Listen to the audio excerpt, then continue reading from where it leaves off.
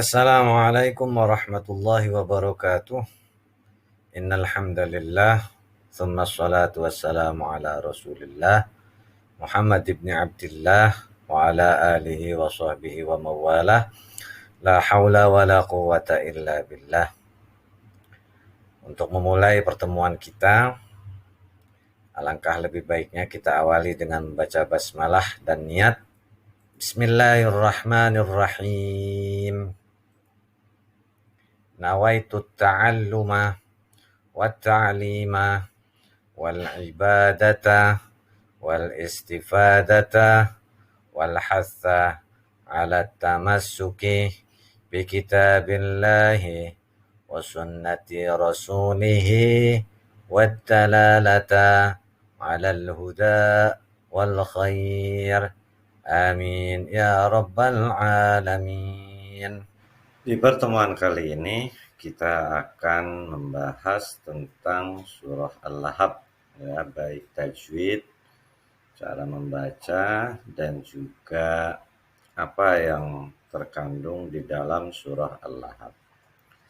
Di ayat yang pertama, A'udzubillahi minasyaitonirrajim, Bismillahirrahmanirrahim.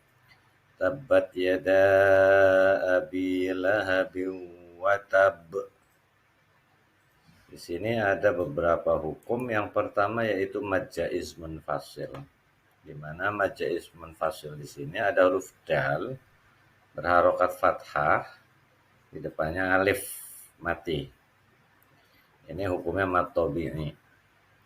Namun karena di depannya ada hamzah, ya, alif berharokat itu hamzah, dan hidup, ya, ini hidup, ya kan? Nah, ini berada di beda kata. Nah, karena beda kata, maka disinilah yang dihukumi dengan mad jaiz munfasil.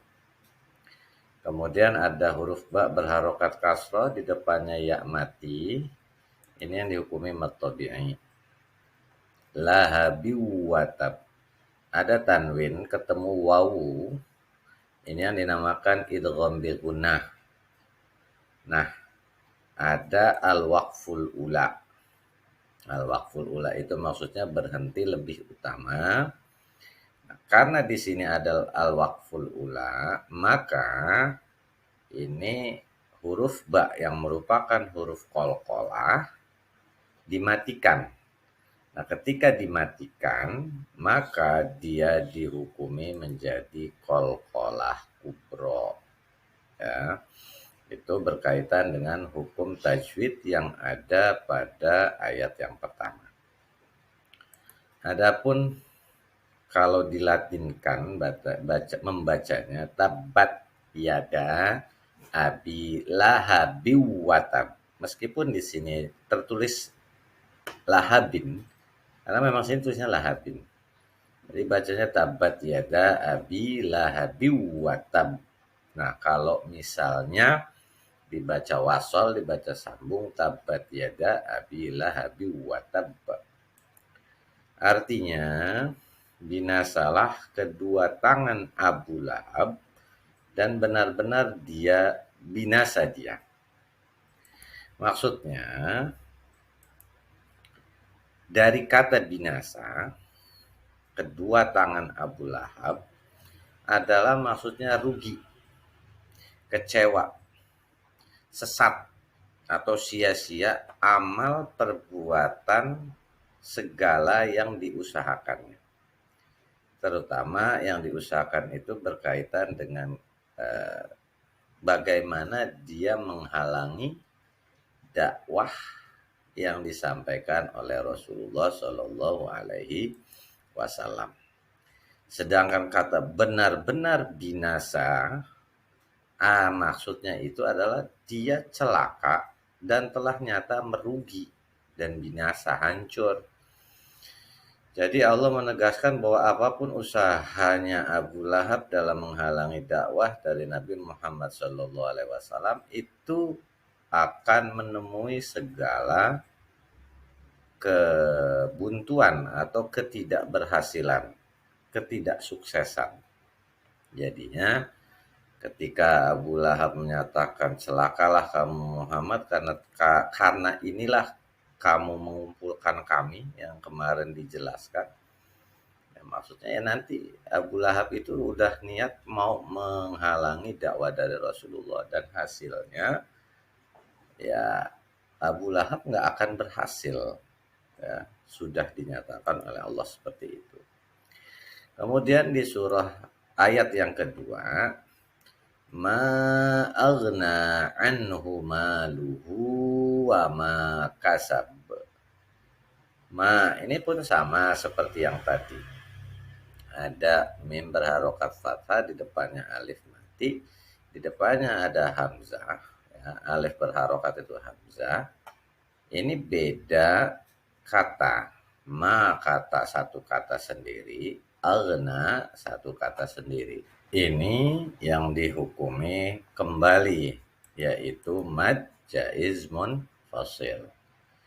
Kemudian ada fathah berdiri, ini namanya mad badal. Mad badal itu maksudnya mad pengganti. Ini seperti ini kan mad tabi'i. Nah, kalau misalnya ini bisa ditulis alif, tapi karena di sini pakainya alif layyinah, maka ditulisnya menjadi fathah berdiri. Kalau kasroh kalau mad tabi'inya kasroh, bisa dengan kasroh tulisnya berdiri. Kalau domahnya ini seperti ini. Ini mad badal ya. Anhu, nun mati ketemu ha. Ini namanya izhar halqi. Halqi. Ya. Ada yang di sini alif ha ain ha ghin kha. Ya. Ini jelas nunnya. Kemudian di sini ada fathah ketemu alif mati, ini yang dinamakan mad tabi'i. Maluhu ini tadi mad badal ya. Tetapi karena di sini bertemu dengan huruf wawu, beda kata, maka ini yang dinamakan menjadi mad silah qasirah. Itu seperti itu. Di sini mad tabi'i lagi ya, sama. Kasab. Nah, ini adalah waqful ula. Berhenti lebih utama. Namun di sini karena ada ba yang merupakan huruf qalqalah, dan ini pun dibacanya waqaf, dimatikan, maka ini dihukumi menjadi qalqalah kubro. Qalqalah kubro ini yaitu huruf qalqalah yang diwaqafkan. Itu seperti itu. Adapun artinya kalau ditulis ya, ma aghna anhu maluhu wa ma kasab. Kalau dibaca waqaf. Ma aghna anhu maluhu wa ma kasab. Itu kalau dibaca waqaf ya. Tapi kalau dibacanya ma wasal, ma aghna anhu maluhu wa ma kasaba. Itu seperti itu. Sayasla naran zata lahab. Nah, seperti itu. Tidaklah berguna baginya hartanya dan apa yang dia usahakan. Ini sini seperti ini. Ibnu Abbas ini salah seorang sahabat yang merupakan dikategorikan sepupu ya dari Rasulullah, karena Abbas ini paman dari Rasulullah. Ibnu Abbas dan lain-lainnya mengatakan makna firman Allah Jalla Jalaluh dan apa yang dia usahakan. Wa ma kasab di sini ya. Wa ma kasab, dan apa yang dia usahakan itu maksudnya anaknya. Kok bisa? Nah, ini ada sebuah riwayat dari Ibnu Mas'ud bahwa ketika Rasulullah Shallallahu Alaihi Wasallam menyeru kepada kaumnya yang seperti dijelaskan pada pertemuan pertama, di mana Rasulullah mengumpulkan masyarakat Quraisy untuk berkumpul di Bukit Sofa ya, lalu bilang kalau di belakang ada musuh yang mau menyerang, percaya atau enggak? Percaya kami ya Muhammad. Lalu kalau aku mengajarkan untuk menyembah Allah yang satu, terus Abu Lahab berkata, "Taballaka alihada," ya, celakalah kamu ya Muhammad, gara-gara inikah kamu mengumpulkan kami. Itu Abu Lahab juga berkata, jika apa yang dikatakan oleh keponakan, ingat ya, Abu Lahab ini merupakan paman dari Rasulullah. Jika apa yang dikatakan oleh keponakanku ini benar, maka sesungguhnya aku akan menebus diriku kelak di hari kiamat dari azab dengan harta dan anak-anakku. Lalu turunlah ayat ini, ma aghna anhu maluhu wa ma kasab. Jadi yang namanya Abu Lahab tidak akan berguna hartanya ataupun anak-anaknya kalau dia sudah menghadapi siksaan dari Allah Subhanahu wa taala.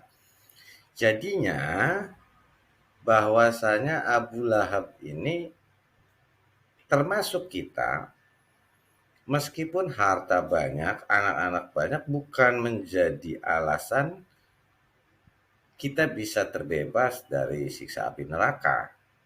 Karena siksaan Allah itu tidak bisa ditebus dengan apapun. Hukum Allah tidak bisa dibayar atau dibeli dengan apapun. Nah, ini yang perlu kita cermati bersama.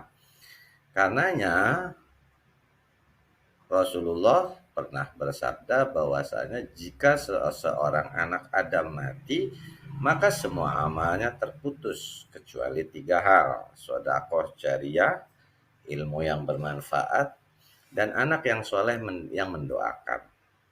Karenanya yang dikategorikan anak bisa menyelamatkan orang tuanya itu bukan menjadi tebusan, tetapi anak yang mendoakan kepada kedua orang tuanya. Saya misalnya ditakdirkan Allah masuk ke dalam neraka, harus masuk ke dalam neraka karena banyaknya dosa dan khilaf saya. Lalu saya katakan nanti jaminannya anak-anak saya tebusannya, ya itu tidak berfungsi. Kecuali anak-anak saya tersebut mendoakan. Nah, itulah yang dinamakan anak yang soleh yang mendoakan. Jadi fungsi atau fungsi anak itu kepada orang tuanya sangat besar. Dengan cara apa? Mendoakan, berbakti kepada kedua orang tua, itu yang dinamakan anak soleh ataupun soleha.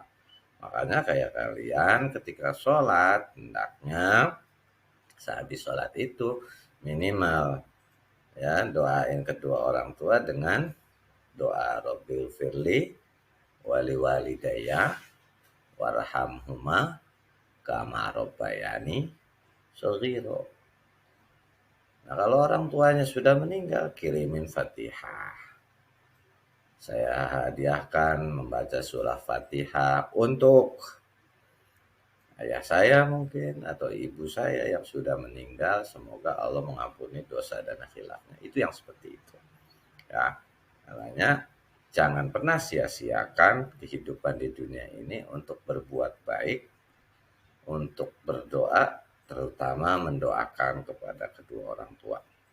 Mungkin ini dulu saja yang Bapak sampaikan, 2 ayat terlebih dahulu. Dan seperti biasa pesan Bapak, tolong dicatat. Setelah dicatat, ya baru kalian kunjungi link Google Form-nya untuk mengerjakan soal evaluasi sekaligus untuk absensi. Dan untuk password pada hari ini, Bapak menggunakan password Abbas. Untuk mengakhirinya, kita akhiri dengan kafaratul majlis. Subhanakallahumma wa bihamdika asyhadu an la ilaha illa anta astaghfiruka wa atubu ilaik. Walhamdulillahi rabbil alamin. Wassalamualaikum warahmatullahi wabarakatuh.